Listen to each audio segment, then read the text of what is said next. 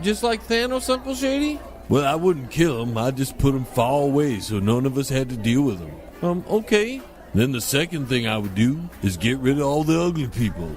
Then what would you do? Well, the third thing I would do, Leroy, is the most important. What's that, Uncle Shady? Well, isn't it obvious? I'd have me an army of naked women at my beck and call. But what if they don't want to be there, Uncle Shady? Oh, they'll want to be there, Leroy. With a gauntlet, I could keep every one of them happy. Even you could keep a woman happy, Leroy. What do you mean, Uncle Shady? Well, you wouldn't need Viagra with the gauntlet, Leroy. You wouldn't have to go to the grocery store. And if they spend all your money, you could just snap your fingers and make some more. I wish I could have one then, Uncle Shady. Well, you're not strong enough, Leroy. I don't understand. Didn't you listen to Thanos? What'd he say, Uncle Shady? He said only the badasses could wield the gauntlet. And trust me, Leroy, you're not a badass. Now, enough of this chit-chat. Let's sneak in and watch it again. But they got assigned seats, Uncle Shady. Well, if all the seats are taken, we'll pretend we're ushers. But we don't have uniforms, Uncle Shady. Leroy, just shut up. Now, let's go. We're listening to the John LeBang Show. It's hydroponic radio for your brain, man. Feel smarter yet? All right, ladies and gentlemen, welcome back. Thank you for continuing to listen to the John LeBang Show. Up next is some information that I just happened to stumble across recently. And it was about the federal prison system, the BOP, as they like to call it, Bureau of Prisons. And I was curious of how much it actually cost the taxpayer to run such a system. And although the numbers are, they're really, really fuzzy. I think it's safe to say that it costs no less than $528.9 million a year. Now, it may cost more than that, but that seems like the lowest number I can find. More astoundingly, in all this research, the data says that 20 to 25%, somewhere in there, of the people incarcerated in the federal prison system are aliens. And 90% of those, according to data released just at the end of last year, 90% of those are illegal aliens. Now, can you imagine?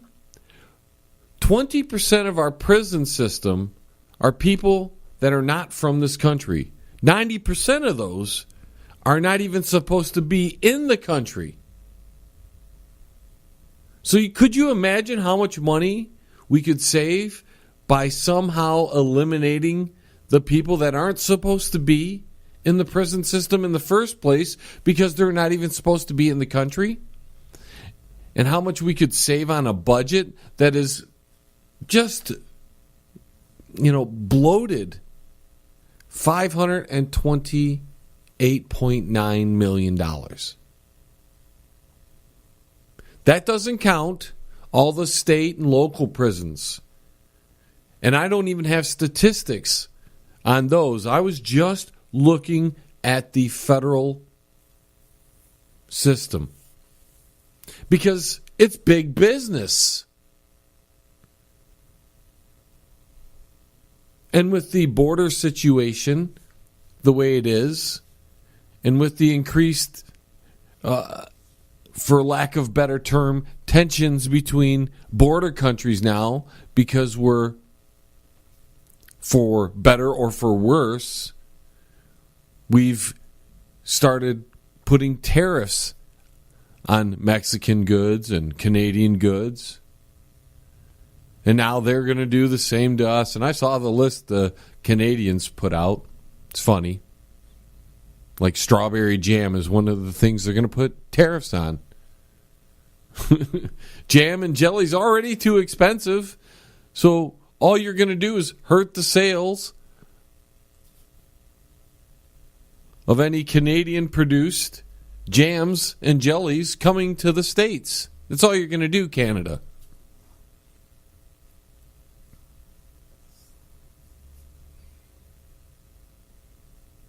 You'd have to ask Mr. Trump why he's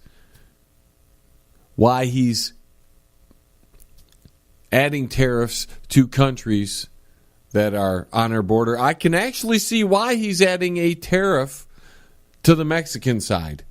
I understand that. He said he would have Mexico pay for the wall. And one thing he said he would do is put in tariffs so that those tariffs would pay for the wall. So whether you like the wall or not, that's not the question. If he's following suit, if he's putting in the tariffs on the Mexican side to pay for the wall, then he's doing exactly what he said he would do in the election. And whether you like that or not, at least he's following through.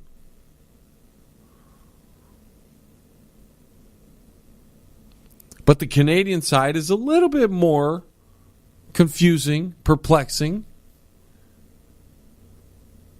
Is there an issue I'm not aware of between Canada and the United States that the trade between the two countries can't be open and free, and why we would need to impose tariff on either side of the border? Maybe I'm old school because I used to think that we had a free border there. And in fact, we did. I didn't have to think it. You paid a few bucks and you go to Canada. You just show them your license. Where are you from? I'm from Detroit. Where are you going to see? I'm going to see my cousins. What are you going to do? I don't know. They're having me over for dinner. We're going to play hockey. We're going to watch a hockey game. We're going to go to the titty bar. You know, it didn't matter. You didn't need a passport. Now you need an enhanced license or a passport to go to Canada. Now we're putting tariffs over here and putting tariffs over there.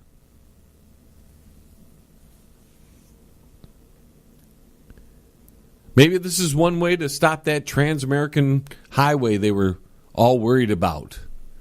And maybe Trump is one of those people that was against the free trade between the three nations here in Northern America. You know, I don't know what ends Trump's head, but on the Mexican side, I have no problem. In fact, if we can get a wall up, we might be able to stop the influx of illegal aliens coming in, which then would slow down the amount of people having to be put in prison, having to be incarcerated in our prison system that's costing the taxpayers millions of dollars.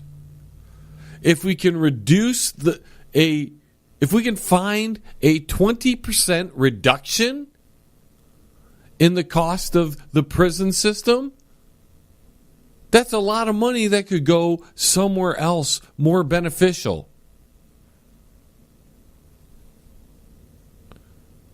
But it's going to criminals. If we could find a way to reduce the prison population, that would be nice. But I would think the first thing you have to do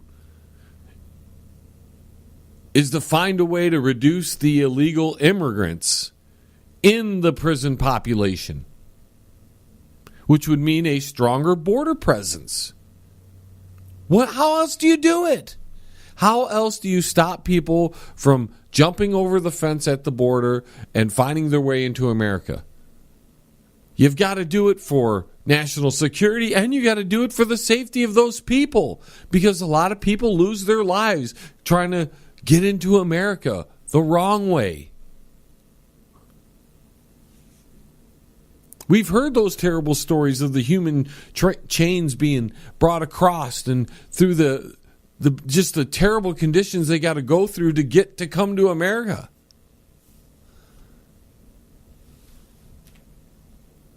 I mean, you would think that people would have that kind of compassion. We got to stop that just so people survive. They won't take that chance.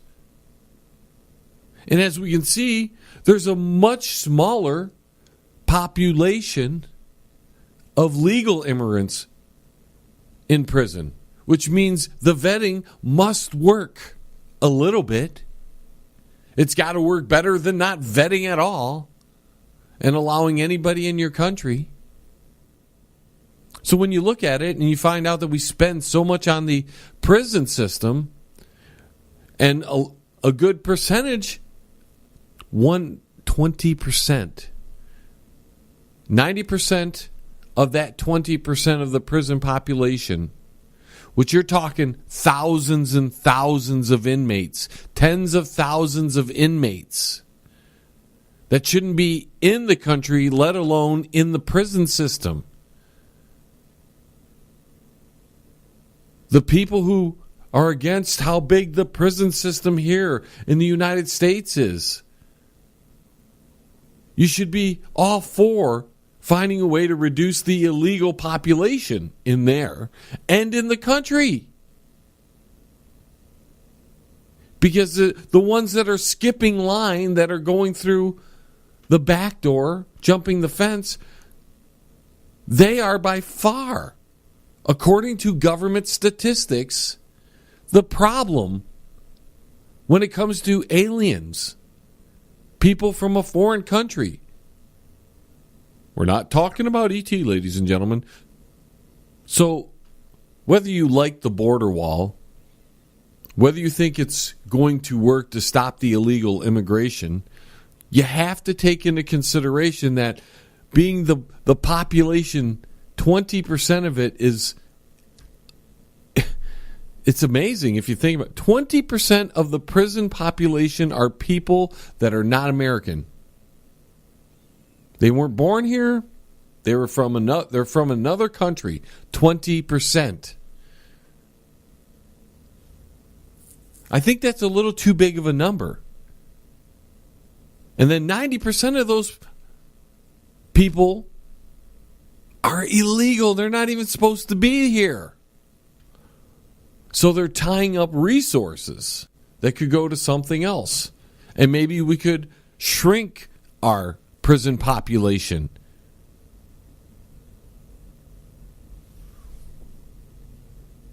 It's just something to ponder. Maybe it would help society too. Because if there's that many people that are coming in illegally and going to jail, how many people are coming in illegally and beating the system? And I'm not talking just living here. I'm talking committing crimes and not getting caught. Just something to think about, ladies and gentlemen. We got to take a quick break. We'll be right back. Don't move a muscle. John LeBanc Show. Right back. With lots of fun and excitement. Yes!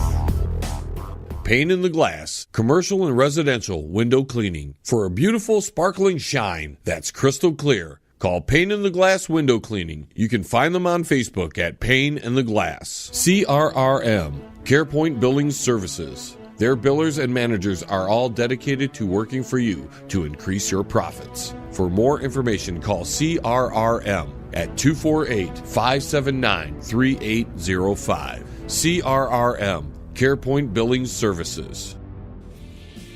Powerful, epic music by Toothbox Roll. Life-changing lyrics come in every style, empowering humanity to finally unlock the chains of bondage. Experience the edgy side of positive music and rock your world today. From Primal to Divine, available now at sassyalternativemusic.com. I'd like to take a quick second here to tell you about our new sponsor, Quality One Painting. For interior and exterior painting needs, call Tom at Quality One, 313-982-2986. Tom will give you free estimates, senior discounts, and I can tell you from meeting the gentleman, he's one of the nicest guys on the face of the planet. So for a quality paint job with a professional attitude, call Tom at Quality One Painting. That's 313-982-2986. 313-982-2986. Quality One Painting. Fans, do you need a video for your brand new song?